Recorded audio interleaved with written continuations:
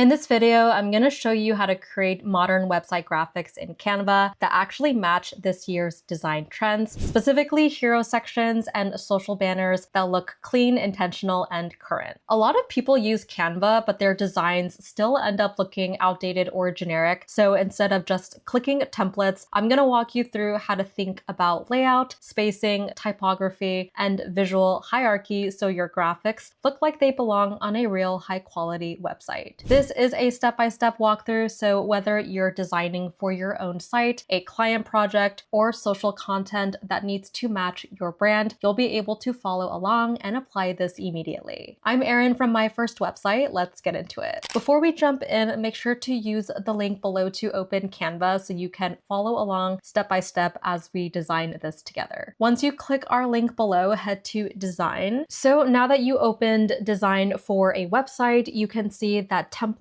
opens up and you can select a variety of templates that are already made for you. That way you don't have to start from scratch. Okay, so now that I selected a template, we are going to start editing this hero section in real time so you can see how small intentional changes instantly modernize the design. So first, click directly into the main headline on the right side of the page. Right now, the headline says Journey to Inspiration. This sounds nice, but it's vague. It doesn't tell the visitor who this site is for or what they'll get from it. So let's replace that headline with design a website that actually converts. Awesome. So this is a little big, so I am going to select this and make it smaller. Great. So this is a modern headline because it's clear, it's benefit-driven, and confident. This year, strong website headlines focus on outcomes and not abstract ideas. Next, we want to click into the sub-headline text directly underneath the main headline. So right now, the sub-headline says Paul Becker's An Inspired Life Book Tour, and that's specific to the original template and it doesn't support our new message. So we are going to replace the sub-headline with something that says clear, modern website layouts built to stop the scroll and guide action. So this line reinforces the headline without repeating it. It tells the visitor what kinds of design they can expect and how it helps them. So now let's move down to the buttons. Let's click the first button on the left. It currently says buy the book, so let's change it to view website examples. And this becomes the primary call to action. It invites exploration instead of asking for commitment, which is ideal at the top of a page. Next, click the second button on the right, and it currently says reserve a ticket. So we are going to say get started in Canva. This works as a softer secondary action and it fits perfectly with a Canva walkthrough. At this point, we're not changing fonts or colors just yet. First, we want to focus on structure and messaging because modern design always starts with clarity. Now click on the image on the left side of the hero section. This image was originally designed to look like a book cover and we're not replacing it just yet. Instead, we're evaluating how it works in the layout. If the image feels too dominant, slightly scale it down, or you can add more space around it so the text on the right has more breathing room, so you can always adjust it like that. White space isn't empty space, it's what makes a design feel premium and intentional. If you see small descriptive text inside the image that talks about a book or a life plan, you can either delete it or replace it with something simple like simple layouts, clear messaging, real results, but this is already ingrained inside of the photo, so we cannot edit that, but you can always change it to something that supports your overall message. So because I cannot edit the descriptive text inside of the image, I am going to go ahead and generate my own image using Magic Media inside of Canva. It's amazing. You can type the words that you want to describe and it will generate an image for you. Amazing. They also have graphics, videos, 3D, and more. Okay, so what I did is I actually went to the video section and I typed chocolate pouring because that visual aspect is really enticing, especially if you're selling chocolate, but this will be my example. So let's go ahead and replace that video with the image that was on the left-hand side. You can overlay it in the background if you want it big and bold, but I'm going to put it on the left-hand side. You can make it as tall or as little as you would like, but we wanted to add that text from earlier. So here I'm going to click text and then let's do add a text box, then it pops up on the right-hand side. Then I'm going to drag it over here. Then I'm going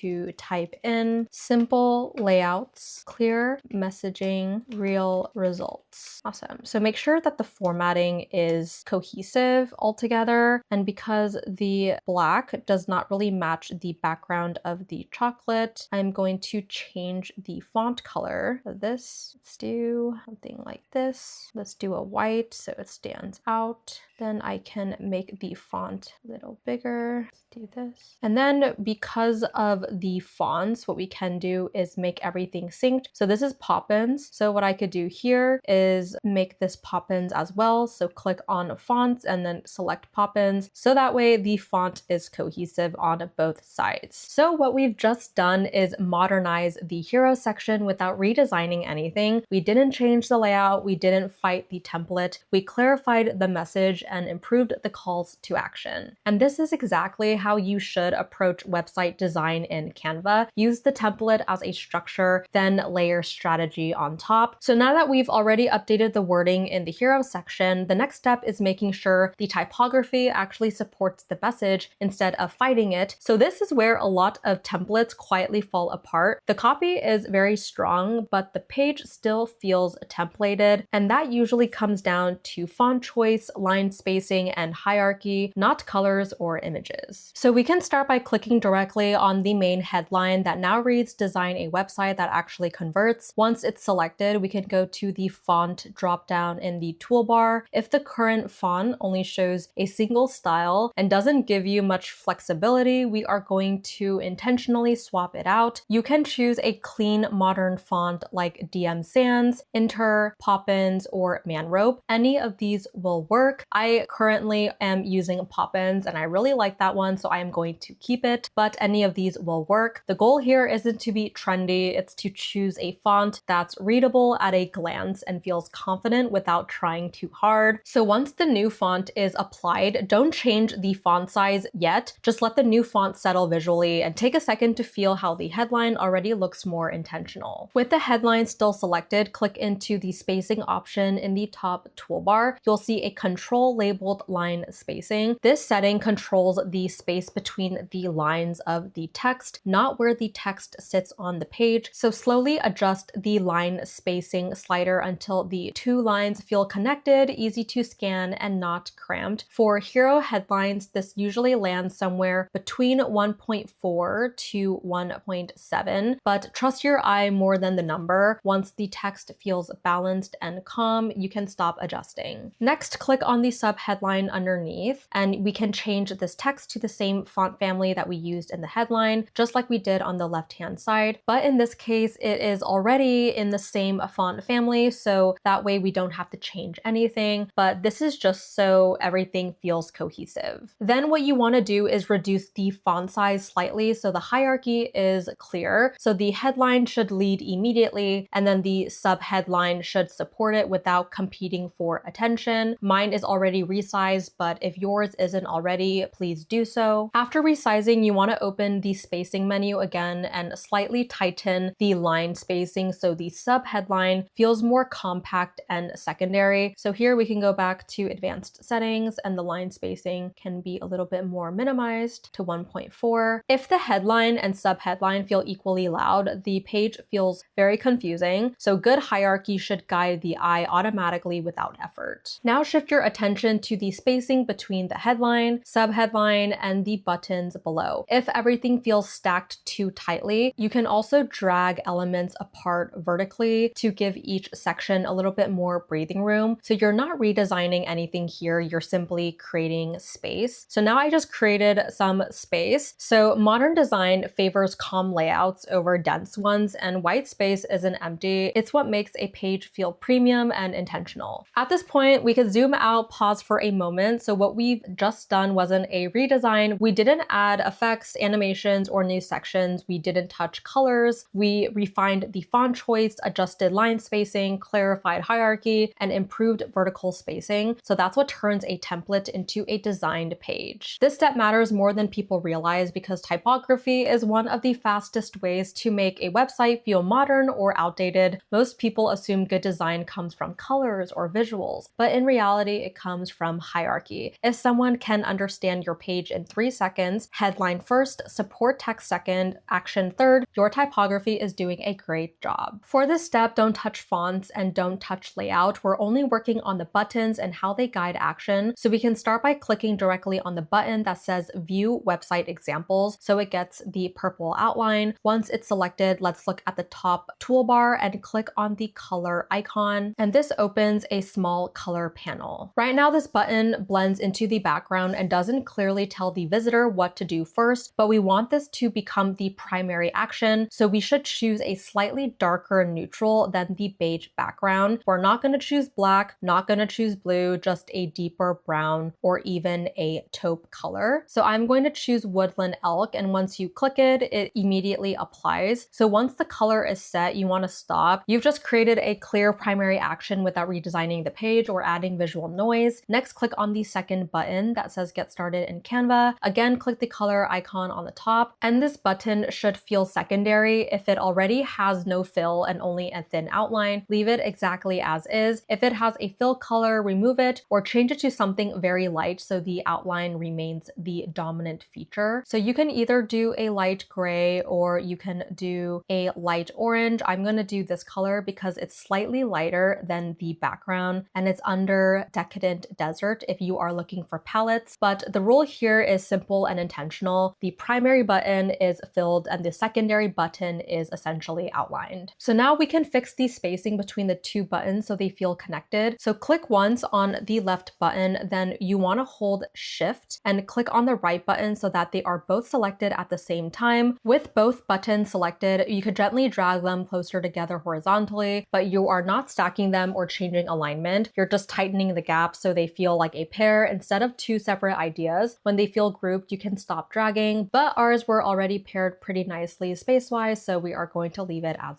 is. If the layout feels balanced and relaxed, you're done. Buttons aren't decoration, they're instructions, so one action should feel obvious, the other should feel optional, and that's the goal of this step: clarity, not complexity. Now that the layout, messaging, and buttons are working, we are going to look at the background color of the hero section. So this step is subtle, but it's one of the biggest reasons a design feels modern instead of templated. So first, let's click directly on the large background area behind everything. So not the text, not the image, not the buttons. You want to click the beige section itself so the entire hero area is selected. So when you've clicked the right thing, you see a purple outline around the entire section. So now we are going back to the color section. Now here's the most important thing to understand about background color this year for design trends. The background is not supposed to be exciting, it's supposed to be quiet. Modern websites use background colors to create calm, not contrast. So the safest and most affectionate options are soft neutrals like off-white, warm beige, light sand, soft gray, or muted cream tones all work well. So these colors let your headline, imagery, and buttons stand out without competing for attention. If you already see a neutral color in the document's color section, you can try clicking a slightly lighter version of what's already there. And this often makes the entire section feel more spacious and premium without changing the mood of the design. You can also look at the photo color section. Canva pulls colors directly from the images in your design, which is useful for cohesion. If you choose a very light color from here, it helps tie the background to the imagery without adding visual noise. And what I love about Canva is they have a brand kit. And so what that means is you can upload photos of your product and the colors that are on your product. So for example, let's go to Hershey's. Let's say you take a screenshot or you upload this page onto your brand kit. Canva will automatically upload this specific brown because when you see this brown, you associate it to Hershey's. So that's a great way to make your product and website feel cohesive as well. But what you want to avoid are high saturation colors on hero backgrounds, especially bright blues, reds, or bold gradients immediately pull attention away from the message and make the page feel very outdated or overly promotional. If you click a color and it makes the headline harder to read, that's your sign to undo it. The best background colors almost disappear. You notice the content, not the color itself. If the existing color from the template already feels calm, readable, and balanced, you don't need to force a change just to do something. Background color is about tone, not decoration. section. So once the background feels soft and supportive, you can stop adjusting. More changes here usually make the design worse and not better. So that's it for the background color. We are not decorating, we're creating a foundation that lets everything else work. So now that the hero section is finished, the next section is repurposing this design for social. So this is one of the biggest design shifts. You're no longer designing one-off graphics, you're building a system that adapts across platforms. Right now on screen, you are going to see Canva's resize panel. So this is where that system approach really comes to life. Instead of starting from scratch for every platform, Canva lets you take one strong decision and translate it into multiple platforms like Instagram posts, stories, LinkedIn graphics, even headers, all from the same base layout. What's important here isn't which size you choose, it's the mindset. When you resize a design like this, you're not expecting everything to fit perfectly. In fact, it won't, and that's normal. Different platforms prioritize content differently. A website hero is built for scrolling and exploration, a social graphic is built for interruption, and that's why resizing isn't about copying, it's about adapting. When you create a copy for social, you're preserving the visual language, the colors, the typography, the tone, while allowing the hierarchy to shift. Headlines get shorter, visuals become more dominant, calls to action become implied instead of explicit. And this is how modern brands stay consistent without looking repetitive. One design, multiple formats, same identity. Once you understand this step, Canva stops becoming a template tool and starts functioning like a real design system. So now that we've gone over the resize function, the last thing I always do is check how this looks on mobile. Because now mobile isn't secondary, it's usually the first impression. So at the top of the screen, let's click on preview at the top right, and this switches the design into a phone view so you can see how everything stacks vertically. How we do that is on the top. Instead of website, we are going to click on mobile. When this opens, don't panic if this looks different. It is supposed to. Mobile design isn't about shrinking your desktop layout, it's definitely about hierarchy. So look at the order of the elements as you scroll. The image comes first, and then the headline, then the supporting text, then the CTA buttons. So you want to ask yourself one simple question: does this still make sense without context? If the headline feels cut off or too large, you want to go ahead and slightly reduce the font size. If the image feels too dominant, you can always scale it down just a bit so the text doesn't get pushed too far below the fold. And if the buttons feel cramped, drag them down to create breathing room so you're not redesigning, you're nudging. This step is where a lot of Canva designs quietly fail because people never check mobile, but modern design is responsive by default. If it works on mobile, it almost always works everywhere else. So once the mobile layout feels readable, calm, and intentional, you're done. And that's how to create modern website graphics in Canva, from hero sections to social banners that actually feel intentional. If this video helped, make sure to like and subscribe. The Canva link is below so you can start designing your own website graphics right away. I'm Erin from My First Website. Thank you guys so much for watching, and I'll see you in the next one.